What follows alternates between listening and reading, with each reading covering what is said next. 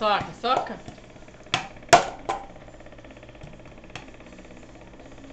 Chama a mãe.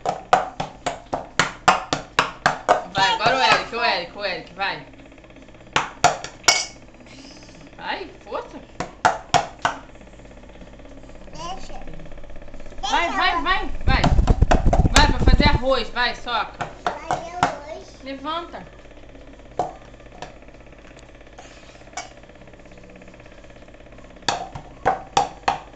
Vai fazer arroz rápido.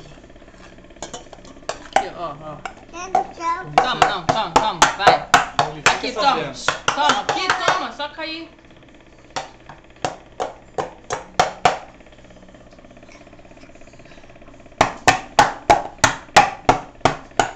Nossa, meu filho sabe socar alho.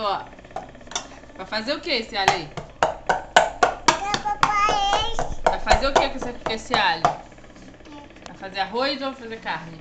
Fazer carne.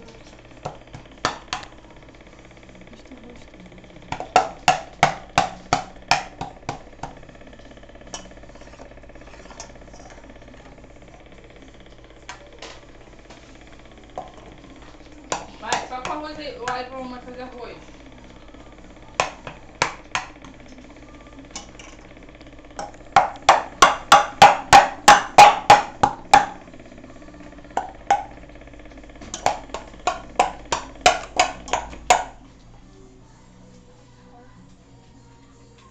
Não mexe no ventilador.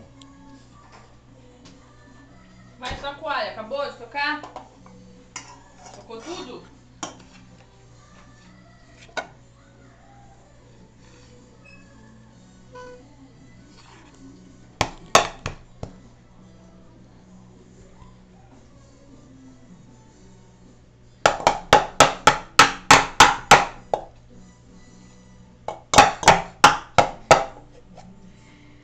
Ai, meu filho toca alho com a mãe dele. Que muito bonito.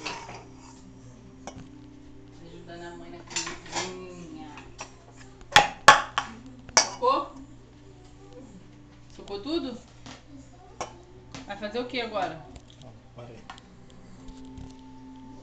Vai fazer o que agora com esse arroz? Parou?